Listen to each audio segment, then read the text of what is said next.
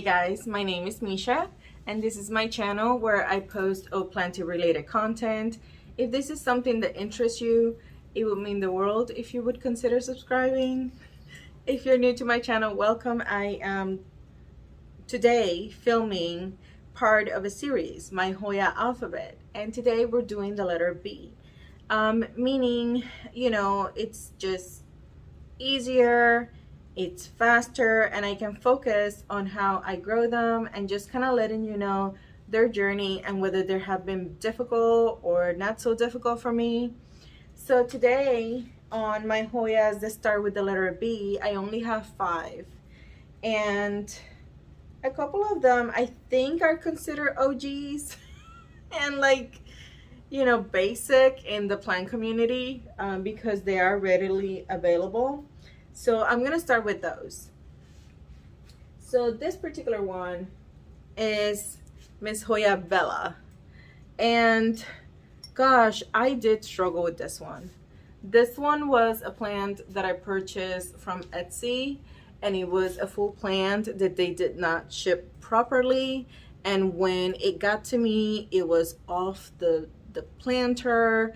There was no soil. It just really suffered, and stem by stem by stem just kept dying. So I was left with 2 little stems that survived for some miracle, and I contacted the seller. They completely ignored my my message, so I'm not using them, and I'm not gonna mention names either. It's just, definitely read reviews. And then from those 2, I placed them in leca. Surprisingly enough, every single Hoya I'm showing today, it is in leca. So I placed it in leca. Ooh, I don't know why I'm trying this. And oh, you see a little root. Okay, so I placed it in leca. I mentioned this before that I do pon on the bottom and leca on top for plants that have, or Hoyas that have thin leaves, and they seem to love that, and also avoids the growth of Lyme, in my opinion, or at least under my care. Also keep in mind that all the care that I'm giving these plants are based on me living in Florida, which is already a humid environment. But anyhow, so from those 2, I just kept cutting. I kept cutting and cutting and just propagating back until it has it almost decent size. And it's really easy to propagate. As you can see, it might not show, but it has like little aerial roots that grow on them. And yeah, and so it just kind of makes it easier. As you can see, this one's growing. These 2 are new leaves. So it's doing well, but at first I thought that she was a goner, and I'm looking forward to when she can actually be a full pot and trailing nicely, because that's what I purchased it for. I think it's a beautiful look. I love the thin, narrow leaves, but it was a rough start, and I'm just so glad that I kept up with it and that I'm able to get it to a very, very decent size now. Okay, moving along. So the next Hoya that I'm gonna show you guys is another one that is quite basic, and it's Miss Bellobata. So when it comes to this Hoya, I also have it in leca. I think from the moment that I purchased it, it was in soil, and I changed it to leca. You can see how some roots want to come out of the middle one. I do flush it once a month. This one, I'm really surprised, but this one ended up getting aphids, and it struggled for a couple months, and it lost a lot of leaves because of it. When it comes to this one, even though this one is readily available, I did struggle with it. I placed it on my IKEA cabinet, hence the reason why all those crazy area roots. And I placed it in my IKEA cabinet to kind of recoup, because I had it on highlight to make sure that the leaves would change color, but instead I think between that and getting the solution at a good level that it liked, I was losing leaves left and right. So this, it's just a lot of cuttings into one. Right now, after I placed it in the IKEA greenhouse, it has been growing nonstop. This is new growth. Um, so I think it's doing great now. But it definitely needed that humidity to be okay. And when it came to the aphids, it did such a number. I struggled for about 3 months to get rid of them. People believe that when you place a plant in leca, it's not gonna have pests, but in my opinion, that's inaccurate. I have plants in leca that have had thrips, that I had aphids, spider mites. Honestly, you know, I think it's because partially because I group my plants. As you can see, they're all together because I have so many, and I have to make the most out of the lighting that I'm able to provide. But anyhow, it's doing better. It's growing nicely. I took it out of the IKEA cabinet so that I can, you know, put others that may need a little more TLC when they're like either new plants or they're just, you know, acclimating to something new. I do place them there to kind of give them a better chance because I don't want to lose any plants. I believe wholeheartedly that I have lost maybe 15 plants in 2.5 years. Okay, the next one. This one I purchased it at Unsolicited Plant Talks. And this one is Hoya Bordenii. This one, I actually purchased it when I first heard of April, which was over a year ago, I want to say. And I purchased several. And all of the rest were doing great, but this one was struggling. When I took it out of the cocoa husk, I realized that it was barely rooted. I never emailed her. I know that if I would have, she would have made it right, but I didn't email her or said anything because I knew that I could do something to make it better. So I took it out of the cocoa husk and I placed it in leca. Let me see if it shows any roots. Oh, yeah. So you can see right here, the roots are nice and healthy. Focus, there you go. Nice and healthy. I ended up getting this cute little planters. And it grows wonky because the stem is so small for the size of the leaves. So this one, I always keep it in my terrarium. I never take it out of there because it struggles so much and for so many months, and that I didn't want to lose it. And because that's where it has done the best, that's where it's gonna stay. It got to a point where it only had this particular leaf. Then when I just started rehabbing it, grew this particular one, which you guys can see the little darker, as I mentioned, stem. So that's a new leaf, and the rest on top are new leaves. But this one was gonna die on me. It is such a beautiful Hoya, and I love the venation of it. And now I feel like it's easy, but when it first came to me, it was such a struggle. And I was upset because I was really upset because it was like an expensive plant and it was dying on me, and you never want to spend a lot of money and then have to struggle with it. So plants that I tend to struggle with, it's like I don't want to even look at them unless I have to, because like it's scary. But I'm really happy that it made it and that it's like so beautiful now, and because it's top heavy, just kind of grows wonky. Maybe I should do a little poll so that to see what it does, because it is beautiful like that. But anyhow, Miss Bordenii.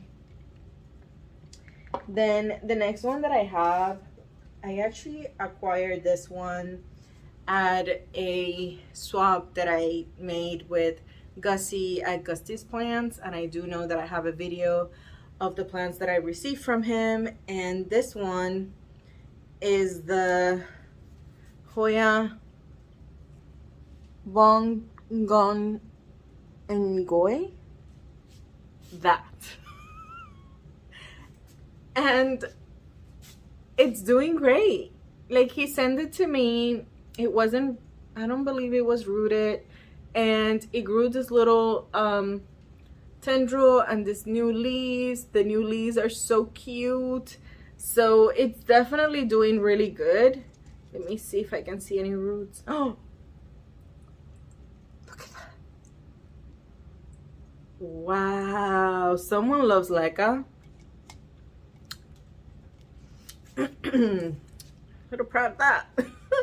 So pretty much when it comes to plants that come into my home and they're not rooted, what I tend to do is I grab a cup full of water, or let me see if I have actually an example of something that I root in leca.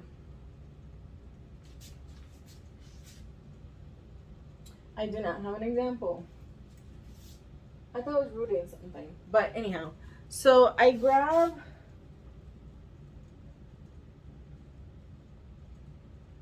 I kind of want to show you. Let me see if I can find something. I'll be right back. Okay, so I found an example. I'm not going to talk about this particular Hoya because, you know, but this is what I do. I grab a jar, and I don't fill it completely with leca. All I do is I do fill it with water. Depending on how the stem is, I just place enough leca. If you guys can see, it's already rooting, and this is less than a week. But pretty much what I do is I place the leca there so that it holds the plant, you know. I have a lot of success doing it this way. Other times what I've done is that I put sphagnum on the bottom and leca on top, and I just soak the sphagnum, and it has worked too. But I don't do the whole full of leca, and you know, I just do full of water, some leca to hold the plant, and then voila. But that's just, you know, me giving you guys an example. Hold on, because my Bhutan Junior is about to start cleaning the house. Okay, I'm back. Bhutan Junior is my my iRobot Roomba. The original one was called Bhutan, and it died, and I had to get another one. So this one's Bhutan Junior. Lifesaver. So anyhow, so this is the Bong, Gong, and Goy. What a mouthful. She's a beauty. Thank you, Gussie, for sending this one to me. I believe when you sent it to me, it was much lighter in color. I do have it in a full spectrum light, so it's getting more of the little splashes, I believe. Yeah, and it's just really easy. Again, just flush it. This one I actually tend to flush it. What? It's giving me another stem. Look, look, look, look, look. Oh, please focus. Right there. It's not focusing. Oh my gosh. I wish I could show you guys. There, you can see it. Ah, it's gonna be bigger. Whew. I'm sorry you guys had to witness that. But I get so excited because I put so much time and effort in loving my plants and taking care of them that it's nice to see when the fruits of your labor pays off, you know? So I'm so excited. It's gonna be bigger. Okay, so, whew. So I love this Hoya. I love it. It's super easy. Loves leca. I don't have to worry about a thing when it comes to her. She is in extremely high humidity on an average of 70 to 80% because she is in my IKEA cabinet. And aside from being in my IKEA cabinet, I did seal it. So it's really humid in there. And last but not least, the most slow growing one of them all. It's Miss Hoya species bogar. I believe she was recently renamed, but this is the way I purchased it, as bogar, so that's what she's gonna be. I did again the pawn and then leca. Let me see if I can. This one, it's harder to see the roots. Let me see if I take it out. I don't see roots. I know it's rooted. I've had it forever. Okay. Well, they're vaguely, you're really not gonna be able to see them because the roots on this one are green. But this one, I ended up chopping it. It wasn't doing anything, and I said, well, let me propagate it and just see, you know, how it does. And then after I chopped it, it gave me this runner that I made a little loop-de-loop. It's finally gonna give me leaves, new leaves. Come on, focus. There you go. But yeah, this one, I love the fact that it's so flippin' thick and hard. It's a looker. Look at that. That's a looker. I love it. I purchased this one for like 20 bucks at hoyaplants.com, and you know, I think for a year it just didn't do anything. It took forever to root. It did give me this brand new leaf that it's not as thick as the original ones, so that was like concerning, but it does get a lot of light, and so it ended up giving me a lot of splashes. I know that it's in a hard to see area, but I don't know, like, I think it's beautiful. I love that it has the chunky stem. I love that it's like, I guess, just there because it doesn't do much. It's one of the slowest growing Hoyas that I have in my collection. I would dare to say that it's slower than the Bellobata. It's at least for me. So anyhow, so these are it. These are the Hoyas in my collection that begin with the letter B, which is all 5 of them. Please let me know in the comments below if you have any of the following, and if you do, what kind of environment do you have them on? Is it similar to mine? How are they doing? Did you ever struggle with them? Because honestly, you know, as you know, I did with a couple. But yeah, that's about it for this video. Thank you guys so much for watching, and don't forget to comment, like, and subscribe. And until next time, thanks for watching my Hoya alphabet. Bye.